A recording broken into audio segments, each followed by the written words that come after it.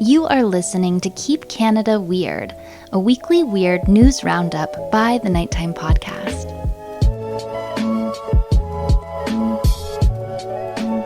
Hello, listeners, and welcome back to the weekly Keep Canada Weird discussion series. If you're new here, Keep Canada Weird is the venue in which my pal, handsome Aaron Airport, and I seek out and explore the more offbeat Canadian news stories from the past week. In tonight's episode, which we recorded on July 16th of 2023, Aaron and I talk about the world's largest toothbrush collection. We'll hear about why visitors of the Toronto Zoo are being asked to not show gorillas videos from their phones, and then we'll get caught up on the story of that bar inside the Toronto police station. Let's get into it. Handsome Aaron Airport, let's start by giving you a platform to complain about the temperature of the room you're in. How do you feel today? I'm glad we're starting off with this topic. It doesn't quite fall into the realm of Keep Canada Weird's content normally. Well, I don't know. You're acting weird. I think you have heat stroke. I think I do. I mowed the lawn in the intense heat today, and not because I was like, oh, I'm going to mow the lawn in the heat, but it's because I have to be strategic about the days that I pick to mow my lawn, because I have to pick 2 days in a row because I can only do one side one day and one side the other day. I think I've mentioned this before. Oh, yeah. Oh, yeah. We've been through this multiple times. Through this more times than we should be. But so today I was like, if I'm going to get the mowed lawn in 2 consecutive days, I have to go today. And then so that I can do tomorrow, and then it'll stay even. Mm-hmm. So I did it, and it was boiling hot. It's the hottest day of the year, I think, right now. I don't know. It feels like it anyway. You may be warm, but you're safe. And that's more than we can say for a lot of the people we're going to be hearing from and talking to tonight. Because, our episodes, we often talk about how they, without our input or direction, they find themselves in a theme more times than not. Tonight, I think our theme is going to be the animal uprising and dangerous teenagers. And I think we opened Pandora's box last week by bringing up these two topics again, and by giving listeners of Keep Canada Weird, the Keep Canada Weird Nation, or the Keep Canada Weird Army, by giving them a platform to share their encounters with horrifying, dangerous, and oftentimes confusing teenagers. We have a full card to get to, but we also have a lot of voice memo. Before we get into our stories, though, do you want to just hear one of these voice memos?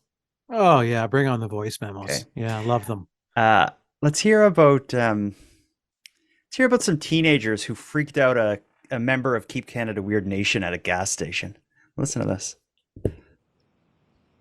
Hey Jordan and handsome Aaron Airport. Your timing today with the Keep Canada Weird episode couldn't have been more perfect. I saw that you did a call out for teenagers being mean, and today I was scared of a teenager a couple hours after I had finished listening to the episode. So I pull up to the gas station in the small town that I live in, and I happen to be just rocking out to some Tyler Childers, which is like a pretty twangy country artist. And I put my car in park, I get out, and here's this teenager just standing there next to his souped up Honda Civic, and he mumbles under his breath, nice song. And I said, what? And he just goes, oh, I just said hi. And then he gets in his Honda Civic and drives away. And of course you can imagine how loud that car was when it drove away. And it just made me giggle. Like, as a woman in her 30s, I'm still getting bullied by teenagers because teenagers are just teenagering. Thank you so much, guys. Have a good one. If you're in her situation, you pull up to the gas station, you're listening to Tyler Childress, which I Googled, it's like a country singer, and a teenager just looks at you and goes, nice song. And then she says, what? And he says, I just said hi. I just said hi. There's a lot of factors I don't have. I don't know what age category this teenager is in, because this teenagers go from 13 to, will we include 19, or will we say 18 is the cutoff? I think by the time you're 19, you got something to lose, so you're not as reckless and dangerous. But yeah. I think still you meet the definition of teenagers. So yeah, I'd say 13 to 19 will be a teenager for the purpose of this show. Yeah. So a 14-year-old isn't driving. So obviously this teenager is 16 or older. Mm-hmm. So yeah, that puts them into the scary category of teenager, Mm-hmm. high school age, I think, because that's when they're physically able to do some damage. Yeah. Like a 13-year-old, like in numbers could be scary, but by themselves, not so much. However, a 17-year-old, an 18-year-old, I Yeah. mean, they Look could out. knock me out. So if I was Mm-hmm. in that situation, getting out of the car, hey, Aaron Airport, nice song, or nice animal uprising, don't believe it. What? I think her story, more than anything, was kind of, I don't think it was too dangerous or intimidating, but No, that's but what we're looking for. certainly if she had behaved in the wrong way, reacted in the wrong, if she had have engaged further with this teenager, it could have gotten worse. But also the souped up Honda Civic really is the chariot of the intimidating teenager, isn't it? It is. Yeah. That is And common usually, across the board, no matter where you are. Mhm. The little Honda Civic with about 18 giant mufflers hanging off the back of it and a spoiler and like a Transformers sticker on it or something, or like it's just that is like the anthem vehicle of these Mhm. scary teenagers. Mhm. The universal language of people is music. The universal ride of dangerous and reckless teenagers is, in fact, the Honda Civic. Yeah, and I drove a Honda Civic for many years, but it was not souped Mhm. up. It was a very, I bought it because it was simply affordable and a good car. Honda Civics are great cars. Mhm. That's all I have to Well, say about it. okay, good. Well, we're going to have more stories about teenagers and animals as we go, but we got to get into the actual stories that are on our plate because we have a mission here. We have a mandate to fulfill. We must keep Canada weird by seeking out, highlighting, celebrating, discussing the stories that played out across this great country last week. Tonight's episode, I'm going to title A Toothbrush Collection, No More Phones for Gorillas, and That Bar at the Toronto Police Station. So let's get into it.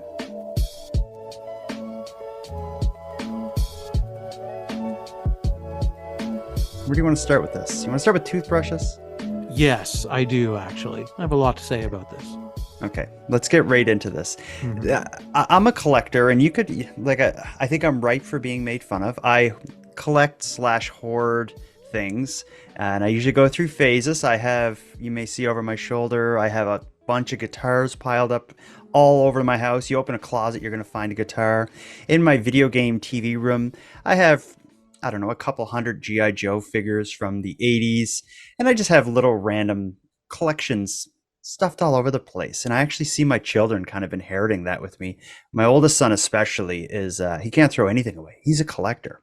But I don't think either of us have a collection quite like this. All right. Are you a collector? Not really. When I was a kid, I had different things, comics, baseball cards, kind of the usual things. But no, I don't collect or hold on to many things. Okay. Well, there's a woman in Toronto, Ontario, who has the world's largest collection of toothbrushes, of all things. Her name is Kelly Hardy. Her 1,618 unopened toothbrushes just got the Guinness Book of World Records for most toothbrushes. Here's the story. Kelly Hardy likes toothbrushes, and we mean she really likes toothbrushes. She has 1,618 of them stuffed into these boxes in her Mississauga living room. First, they're kind of puzzled, like, why would you collect toothbrushes? But then when I start to talk about them, I don't say that they get it, but they think it's like quirky and interesting. It is also a Guinness World Record, the largest toothbrush collection on the planet. And the last one, 1618. The official count took place at a nearby school gymnasium back in March. The record was verified by Guinness last month. Hardy says it all began with this green toothbrush she bought when she was 12 years old. It comes with a built-in floss dispenser. Kept calling to me, and you hear about objects sparking joy. So that toothbrush was sparking joy for me, so I bought it. And she didn't stop buying. Hardy estimates she spent about $5,000 over 3 decades buying toothbrushes. Her kids think it's kind of fun. It's pretty cool. I don't know anyone else who really has a big collection. I don't know anyone else that's a Guinness World Record holder. It's odd. You mean, really, who for a living collects toothbrushes? Your mom does. My mom, other than my mom. None of the toothbrushes have been opened and she stores them under the staircase, but room is getting tight. Still, despite setting a record, Hardy says she has no plans on stopping. When I got this certificate, I was pretty pumped, because you're like, how many times in your life are you going to get to do something like this? And for the record, Hardy says she uses the toothbrushes she gets from her dental appointments, and she's only had one cavity in her life. All right. I want to interview you about that news clip, Aaron. Yeah, okay. First question is why, of all things, toothbrushes? I mean, I could see toothbrushes being interesting, having, different toothbrushes from different, because a lot of Disney characters, cartoon characters, movies will have toothbrush versions. I could see them being collectible in that way. I could see there being historic value to the toothbrushes. I have these old toothbrushes from the 1930s, from the 1800s. I have these and that. And this is what toothbrushes look like in Africa. And this is what they look like. And look at this rare one I have that was, cocaine. There's cocaine famous, on it. Yeah, some famous politician's toothbrush, and he had gingivitis. And look, I don't know, but this woman, though, this is the first problem I have. Okay. Is that she's got them all in bins stored under the stairs or something. It's like the least loved collection. Yeah, they should be in display in her home. She should have a room with shelving and glass cases for the most valuable ones, and put them on display. Cool lights. Yeah, I guess. Yeah, you're right. If you're going to do this, wear it. Yeah, don't hide it like a dirty secret under the stairs. Yeah.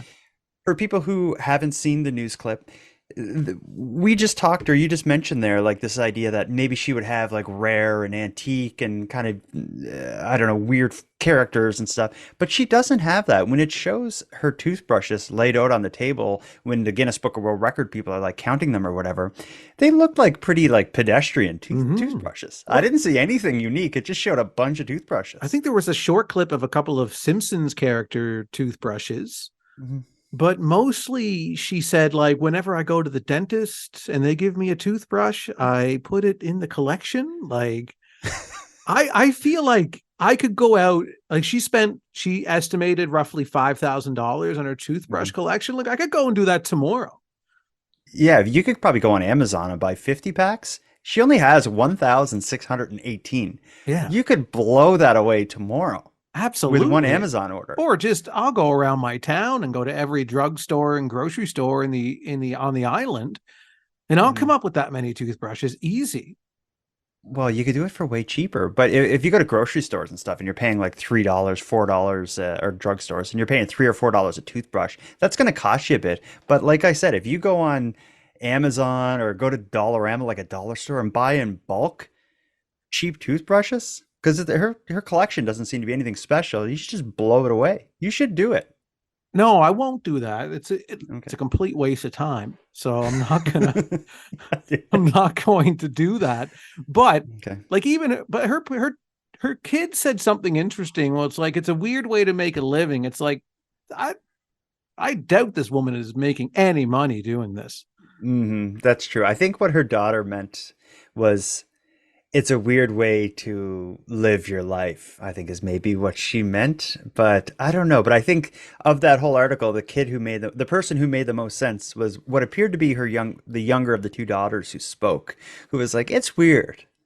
She said right off the bat. Yeah. I'm on team youngest of the two daughters that appeared in that news clip.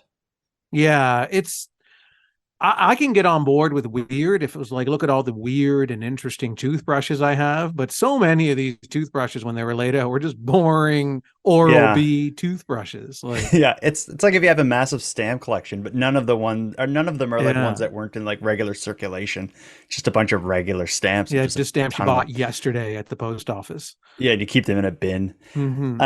Let's not waste any more time on this. We've ruled this. We both agree. This is not weird. It's ridiculous. It's Yeah, keep Canada that's ridiculous. yeah, That's. that'll be the spin-off, and we'll have Kelly Hardy's collection front and center. Oh yeah, we talk about it every episode. Let's move on to. Do you want to get into? Actually, I know what I want to do. Let's listen to another teenager story. Yeah, yeah, I like that. This is Ronnie's teenager story. Hey, Jordan and Aaron. My name's Ronnie. I'm from the United States, Oregon to be specific, and I just finished listening to the latest episode of Keep Canada Weird. I'm a longtime listener, and I had a crazy teenager story to share. Thought you guys might enjoy this. Basically, the setting is I was at Sonic Drive through with my friends. I don't know if there's Sonics in Canada. I've only been to Vancouver, and I did not see one when I was there. But for those of you that don't know, Sonic is with the ordering machines on the outside, and then they have an outdoor seating area. They don't have any seating inside. They have an outdoor seating area, and then they have a drive-through, and the drive-through line goes right by where the seating area is. And so I was sitting outside with my friends. We had our food. We're hanging out, right? And this car is exiting the drive-through, and its music is playing so loud, like blasting. And I just start like dancing to the music. I just start like being silly. I'm with all my friends, and this car slows down and pulls around like kind of like by the side of the restaurant a little bit, not towards the exit to leave. And they roll down all of their windows, and I just see this whole group of teenagers.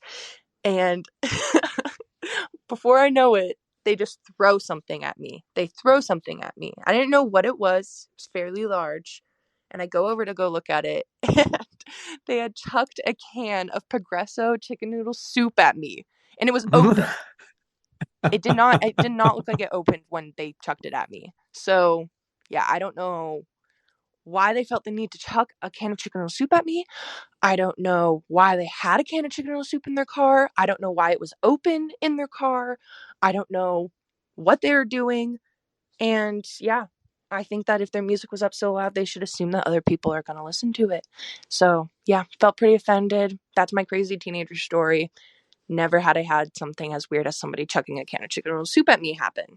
So yeah, all right. I love your guys' show. Thanks if this gets on there, and keeping Canada weird.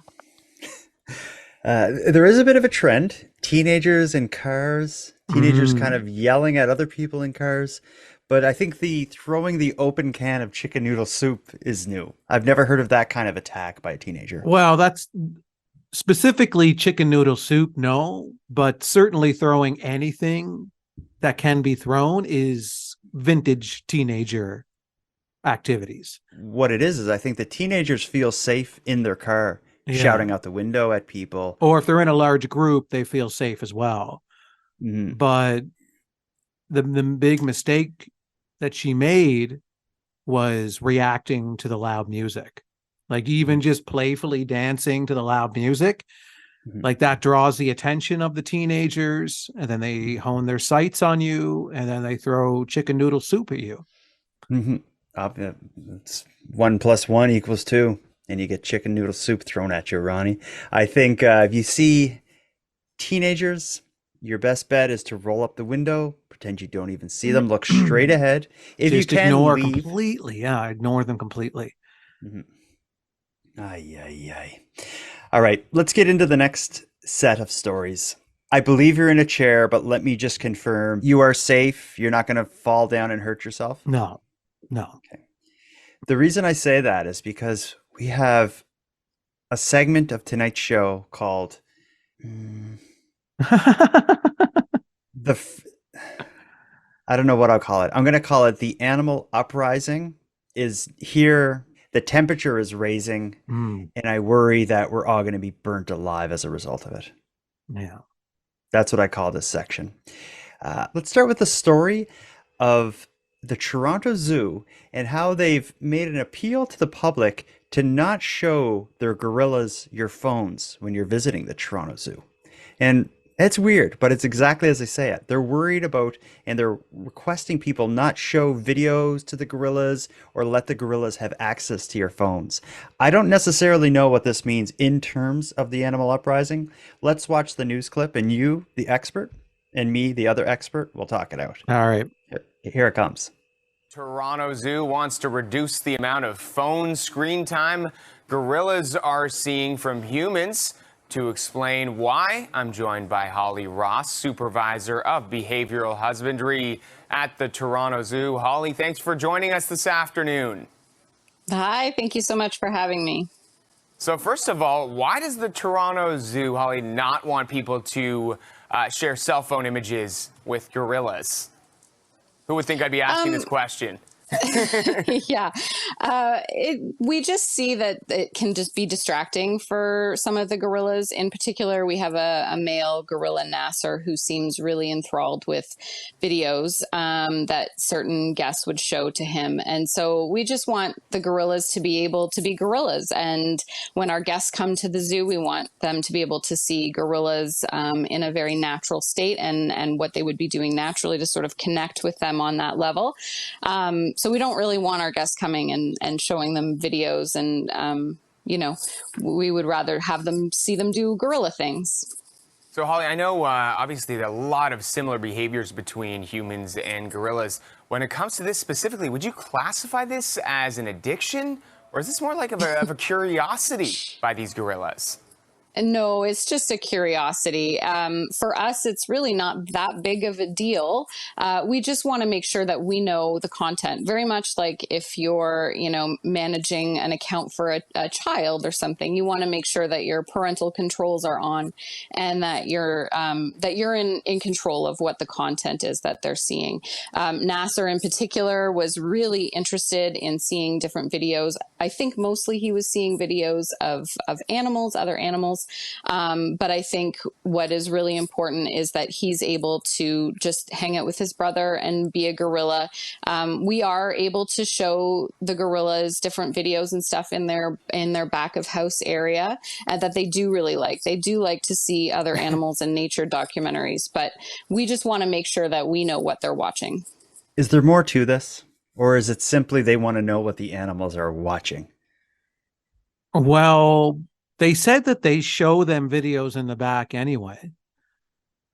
Like, so they're allowed to watch things. It's not the unnatural act of watching a screen and not understanding what's on the screen and what that means. It's about like indoctrinating them to whatever it is that the staff of the Toronto Zoo want them to watch. It's about control.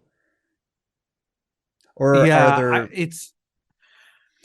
It's about, please don't show our gorillas pornography. Do you think that's what it is? I don't think it's pornography. I think the teenagers are doing that. If you were a teenager and you saw... That's true, I would. You absolutely would. Especially if you saw someone like, oh, they're showing like nature videos, dude, to the gorillas. I'm going to show them a porn. They're awful. But yeah, it could be that. But I just wonder if, let's just talk for a second, if this does have a connection to the animal uprising. Just imagine a world where the staff of the Toronto Zoo, the person who was interviewed there, they were like the something of animal husbandry. I don't know what that means, but let's just imagine there's someone who is well aware of the animal uprising. They have a group of potentially super dangerous and super intelligent gorillas in captivity, and they think, if these gorillas aren't in touch with other animals, it's going to be hard for them to be radicalized. And if we can control what the animals are seeing and thinking and reacting to, maybe we can further separate them from the movement that's happening around the world concerning the uprising of animals. I just wonder if there could be a chance that the woman in that video is on the front lines of the war between humans and animals. Maybe she's the last hope. And maybe keeping these gorillas away from that tide is what is going to save some lives. Well, Is that possible? what would happen if we played an episode of Keep Canada Weird to the gorillas? Uh-huh. I don't know. Just throwing it out there. What would I don't know. Well, think about what happened when we played an episode for Norm in Vegas. Yeah, He ended yeah. up committing a string of crimes allegedly last week. That's right. That's right. What was it that he did? Norm? Yeah, well, we speculated he may be involved. Oh, so 2 weeks ago we heard from Norm from Vegas, a listener. He had explained he's quite concerned about the animal uprising. He wanted to win favor with animals by giving them the idea that the belching cows could be made into this sort of biological flamethrower. Then last week, we heard the story of a guy who broke into an animal shelter, I think in Ontario, and released the animals, or tried to release the animals before getting arrested. You remember that? We speculated that it potentially could have been Norm. Well, I just heard another story about somebody doing something illegal and possibly helping an animal at the same time. And I just wonder if maybe Norm is running wild across Canada. There was a man who was just arrested for driving intoxicated or impaired or whatever the right word is, with a raccoon in the car with him. Listen to this. In Huntsville, OPP came across a surprising passenger while making an impaired driving arrest. Ontario Provincial Police tweeted that officers in Huntsville arrested a man for allegedly operating a vehicle while impaired. OPP say the driver had a baby raccoon with him in the car. Police say they made the arrest after members of the public reported the driver. The raccoon is on its way to the Aspen Valley Wildlife Sanctuary. Police did not say why the driver had the raccoon with him. Just has me wondering, like, when you hear these stories about crimes, assisting animals in some way in the midst of it, could this be listeners of Nighttime that are doing this, or listeners of Keep Canada Weird, members of Keep Canada Weird Nation, or could it be Norm in Vegas on his way to Nova Scotia to find us and hope that we can help him? And on the way, he's trying to earn favor with animals. He breaks into animal shelter, releases animals. He has a few drinks and gets a raccoon and tries to drive it somewhere. All in a plot to end up in Nova Scotia where we can help him, all the while earning good karma on the way. Is that what's happening? No, it's not. No. Oh, okay. I let my imagination get you got to hand that. You know who I think is involved in this? Who? Remember the story about the McDonald's restaurant that was closing down? Yeah, and there was the big brawl, and there was a video of that guy taking the baby raccoon out of his jacket during the middle of that brawl. Yes, that's who I think this is. Okay, and he just goes from place to place doing crazy things with a baby raccoon. Yeah, just showing he's kind of like people, just trying to find a fight. Yeah, he's like the Where's Waldo of just like absurd Canadian appearances.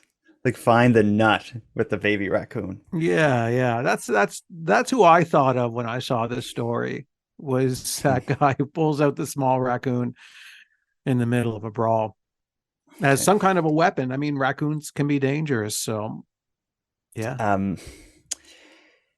Raccoons can be dangerous, but aren't they sweet? Like when you see one, don't you want to just like, cute. I wish they could be, if they could be domesticated.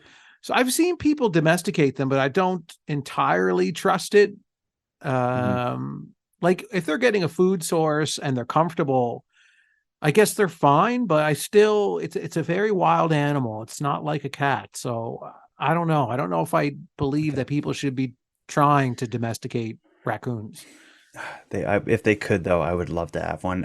They'd be good huggers, I bet, if they weren't clawing your face off. Yeah. What about coyotes? Have you ever seen a baby coyote or a grown-up coyote or fox for that matter? I have. Very nice at the wildlife park in Cape Breton. Okay. Well, spoiler alert, coyotes are very sweet, loving looking animals, but they are vicious. They can be vicious. They have killed humans. We know all too well. They are certainly working for the animals in the animal uprising. And that's why this next story concerns me. This is a story that concerns a Winnipeg woman who had an especially surprising, unexpected visitor to her home. Her name is Cynthia Carr, And she actually, I'm going to play the story, but just important to note, she's an epidemiologist, which is someone who tracks like diseases and sicknesses and the patterns that are seen in them. And I don't know if that's important, but it's just weird that this happens to an epidemiologist. Listen to this story of her unexpected visitor. A Winnipeg woman got quite the surprise when a young coyote ran into her home last night. Is this a coyote in my house? Or a fox, maybe? Oh my god, it just walked in the back door. Local epidemiologist Cynthia Carr was letting her cat in from the yard and left a door open in the process. When she turned around, she saw a blurry figure go by. And there was a small animal just like backed into the corner of my dining room. And at first I wasn't sure if it was like a puppy or what it was, because it was quite small and I couldn't get a great look at it because it was under a low table. But after a minute or two of it not reacting like a dog, like not barking, not wagging its tail, not coming near me, I started looking at pictures and realized it looked very much like a coyote. Carr was alone at the time and called a conservation officer. She says when the officer came near the docile coyote, it immediately began to attack. The officer removed the animal with a net and put it outside. Carr is now warning those in the Assiniboine Park area to be vigilant about closing doors and to keep an eye on their pets. One thing I find interesting is when Cynthia Carr comes home, she sees the baby coyote just kind of curled up in a corner, just sitting there looking at her, seeming to be, pretty content to be, maybe a little scared, but he's just sitting there. It wasn't until animal control came that he became vicious and started to, fight and such. I just, I don't want to be a conspiracy theorist, and I don't want to incite fear mongering or, all this sort of stuff. But it just seems to me that that coyote just wanted to move in and live with a human being who is an expert on patterns of disease and sicknesses and, I don't know, threats against humanity. Yeah. You see what I'm getting at? Yeah, I see that. Certainly it looked like it looked cute and innocent and it was tucked away in the corner. And I can see how that vibe, you could get that vibe from it. That it was just like, I just give it a little food and hug it and let it be a part of your family and raise it as your own. It's just a little, It looks like a cute little dog and all these things. But the reality is that it's a coyote and it's going to eat your pets. And it would eat you if it got a few of its friends around there. No, if it had a few, yeah. If it had the numbers, it absolutely would eat you. But your cat is dinner once that coyote gets big enough. No problem. Oh, easy. Yeah. Easy peasy. I wonder how it got in her house. I don't know if they explained in the article, or she was letting her cat out or something. Yeah, it was I think. something like she had the door open and doing something and it snuck in. That's pretty weird though. Like coyotes are usually pretty skittish, especially like if there's not a group of them. It's kind of shocking that one would come up that close to the house and walk right in. Maybe she was cooking and it smelled food or something. It was probably some sense that attracted it. If it's lost from maybe its mother, or I don't know enough about coyotes to know their behavior, but I could see it being lost and maybe it's just looking for a warm place. But unfortunately, it's also a coyote, so it can't. You don't have to go home, but you can't stay here. Yeah, exactly. It's a shit. Like it's so cute when you see the thing, it's adorable. But I guess when you got it is a baby wild animal.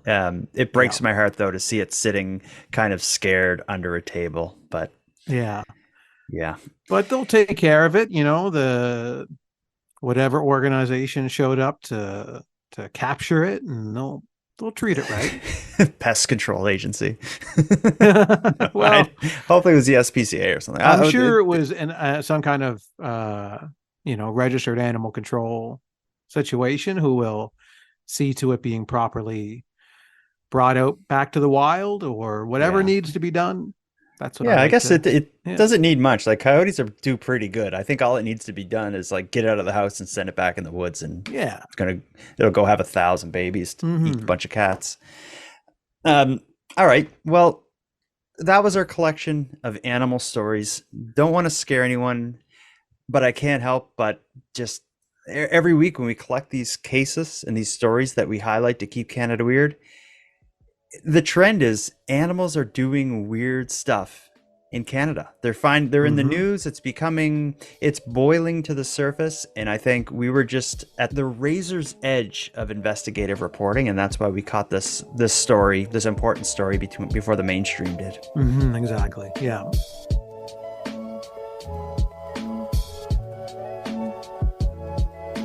Let's get caught up on some past stories. Okay.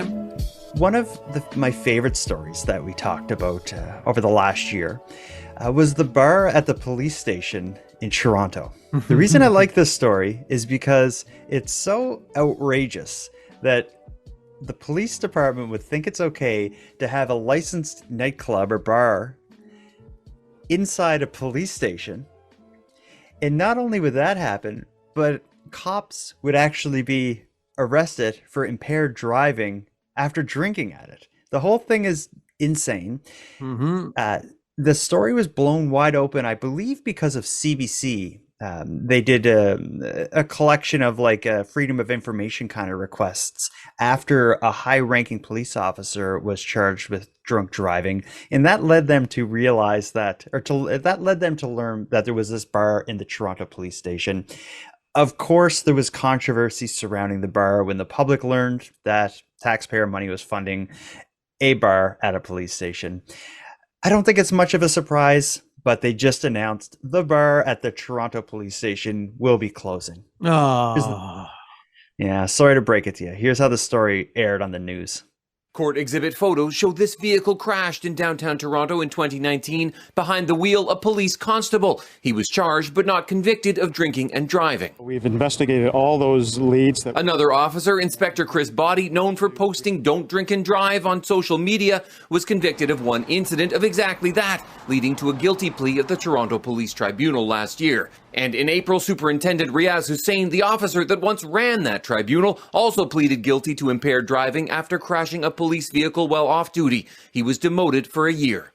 Tribunal documents show 2 bottles of Appleton Estate rum were seized from the vehicle. One news report from the CBC said that he accessed a licensed bar at the Toronto Police headquarters before he got behind the wheel.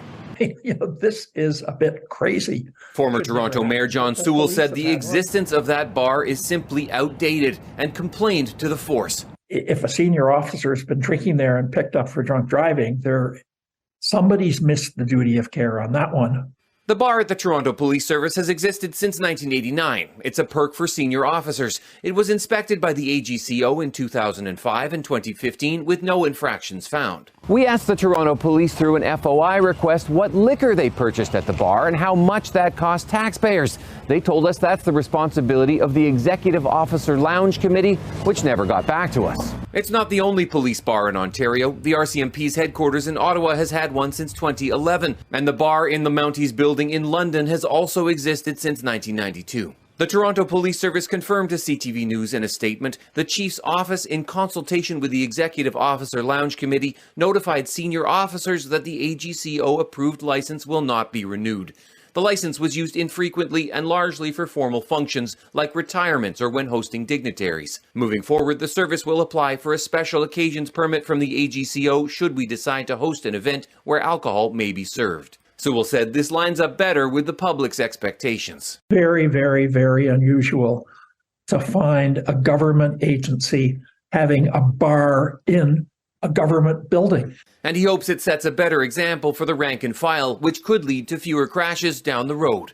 John Woodward, CTV News. It's shocking that that's a real news clip.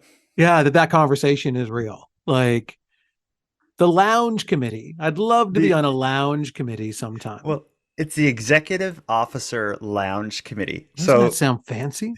Well, wherever you work, there's often there's often these little kind of committees that form. Like I'm on the social committee, or I'm involved in planning the holiday party. Yeah. But imagine you're on the executive officer lounge committee, which basically means you run the bar that the higher ups get to go to. Mm-hmm. I just You imagine know, them. They're a lounge committee. They sit in smoking jackets and slippers and cigars, and I'm thinking like strippers and gambling. I picture them just lounging. We just lounge. Like it's not I even related to the bar. It's just like all about lounging, like I like I being think that comfortable. maybe I think that what the bare minimum they can do to like improve the marketing and the optics of this bar in the police station is to call it a lounge because it seems less Mm. salacious. But no, I think some bad stuff happens in these lounges, and I think the members of the executive lounge committee probably have some dark secrets. I think they should be the executive officers dance club committee, and just make it like it's not a lounge anymore. It's just a straight up dance club for the policemen, and we just dance and do ecstasy all night. Then I'm also What's part of the lounge committee where we wear slippers. I have a feeling that bar is not a great time to be at, hanging out with a bunch of cops. Yeah, No, hanging thank you. out, drinking with your boss every night. Like, come on. Yeah, and all your coworkers. When I'm off the clock, I'm out of there. I don't even want to see those people again. No. No. I'm glad it's closing. Yeah, they make it sound in the news clip. Several people are like, it's something from a bygone era. Times have changed. The bar only opened in 1989. That's not that long ago. It's not like it opened in the 50s, but like in a film Mm. noir movie or something. And then they mentioned another police station. Maybe it was in Ottawa where one opened in 2011. Yeah, No, that's cops. very recent. Yeah, it's very recent. Um, let's catch up on another story, but this time in the context of a listener feedback. Okay. Okay. This is someone named Bonnie in Minnesota who is giving feedback on the issue we discussed last week concerning Kristen McDonald, who is the teacher's assistant in Edmonton who lost her job as a result of uh, making money on OnlyFans using the name Ava James. We talked about that last week. Bonnie in Minnesota is not a fan of what Ava James Mm. slash Kristen McDonald is doing. Here's Bonnie's opinion. Okay.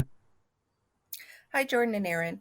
I didn't think I'd be responding to this story about the woman on OnlyFans.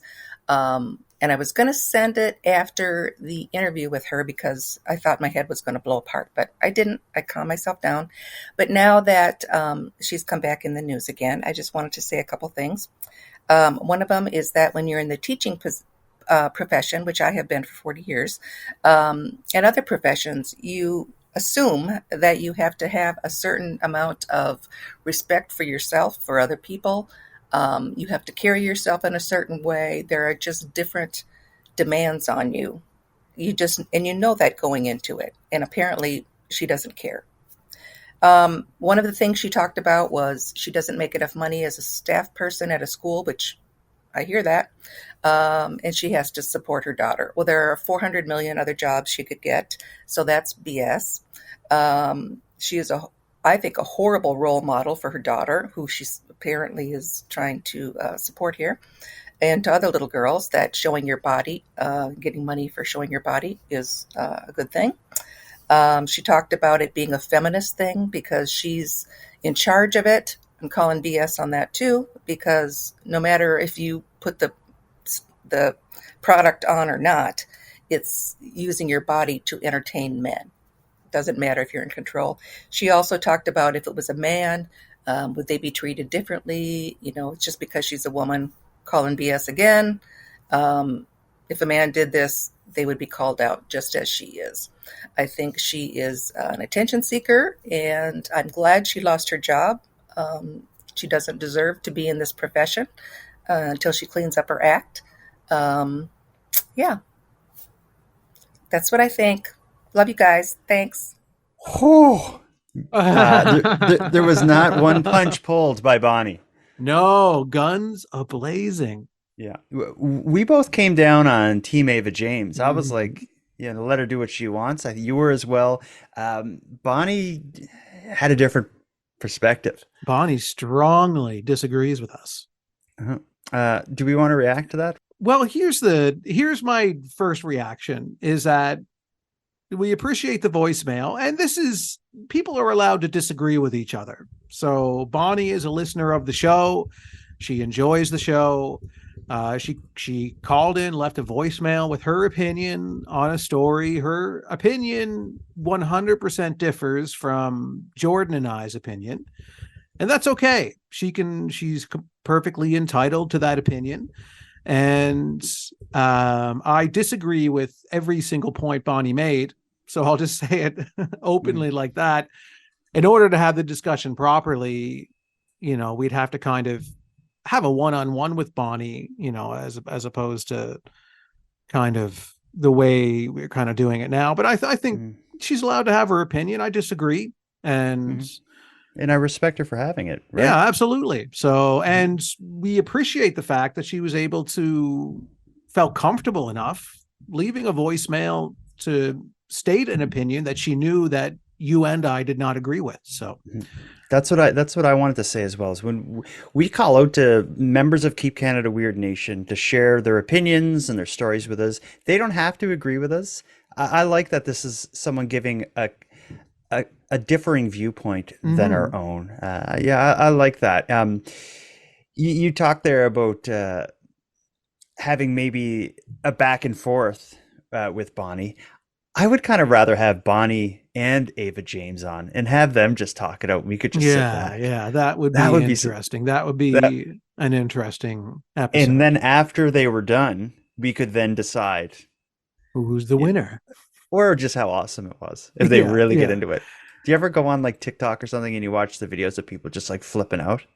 No, I don't like to watch stuff like that, to be honest. Because it gets your heart rate. Like sometimes I'm like laying on the couch, just trying to relax, and my heart is just pounding, and I'm watching someone like screaming at someone else at a cash register or something. And I would like to think it would be just a respectful back and forth between the two of them. What do you think? Do you think that would happen? Maybe. Possibly. I would hope that it would. I think it's possible that two people can be at the completely different ends of the spectrum on a topic, and at least kind of voice their opinions to each other and maybe meet halfway on some parts of that opinion and leave it at that. But but I would like to say it's not good to, one thing I will make a point of that Bonnie said, it's not good to wish somebody loses their job, though. I don't want to see people wish kind of bad things like that on anybody. Because she has a daughter and she's trying to support her daughter, and I respect that. And I think that our goal should be for her to keep her job and for all parties to be happy with the end results. But that's kind of the only thing I'll say to Bonnie. I hope playing that message, despite there being some I don't know, it wasn't negative, but I hope that by playing that message will encourage other members of the Keep Canada Weird Nation to share their differing opinions as well, just so all viewpoints can be expressed on this show about the news that matters, which are the weird, unusual, absurd, nonsensical stories that we bring to the table each week. I think we've gone through it all, though. We've covered the gamut of weird. We've got into the animal uprising. We've talked about the cops having a liquor store. We heard some stories of dangerous teenagers. Anything else you want to say or do before we wrap this up? I just want to say to my animal overlords that I really look forward to when they do take over our society and they reduce greenhouse gas emissions, because the animals will not be relying on factories and technology the way that we do as our society functions. I think we'll go back, the ones that survive the uprising, the ones that are decided to be left around, will enjoy a more organic, kind of way of living. And I look forward to the Earth's temperature lowering a little bit because I'm so warm right now. What a great callback. Let's put a bow on this. Yeah. Aaron, until next time. Jordan, until next time. What you got to do is in the morning as the sun's rising, have all the curtains shut. When the sun passes over your house, open the curtains on the side of the house and open the windows on the side of the house that doesn't have direct sunlight. And then when the sun's completely set, you open all the windows and you get the breeze going right through your home, and you won't have this problem as much. That's great advice. And I do already try to follow that, but it was just but today was particularly bad. But I'd like to say, Jordan, until next time, I promise I'll wear pants.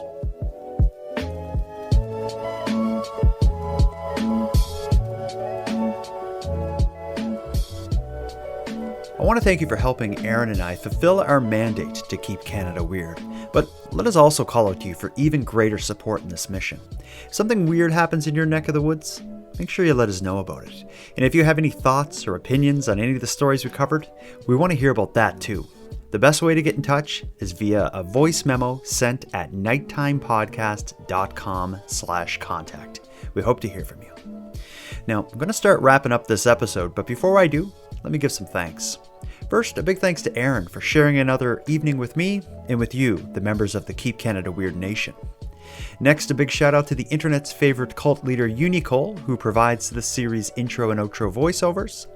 But lastly, and most importantly, a massive thanks goes out to each and every one of you listening to Nighttime, as without your interest and your support, this show would be as pointless as it would be impossible.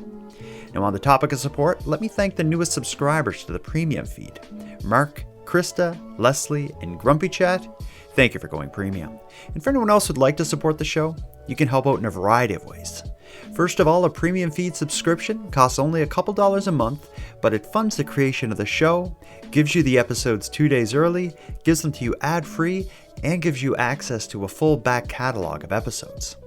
If that sounds good, you can go premium right now at patreon.com/nighttimepodcast. And even if you don't want to go premium, you can still support the show by simply sharing this episode on social media and letting all your friends know what we're doing here. If anyone listening has any story ideas, wants to give feedback on the show, or would like to submit a question or comment to be aired and responded to in an upcoming episode, you can do all that and more at nighttimepodcast.com. We hope to hear from you. But until then, take care of each other, hug your loved ones tight, and let me know if you see anything weird.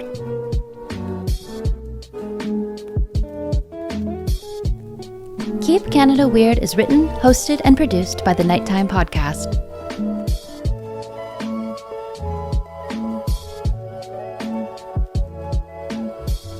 Sorry, I'm literally taking my shorts off right now. It's too hot.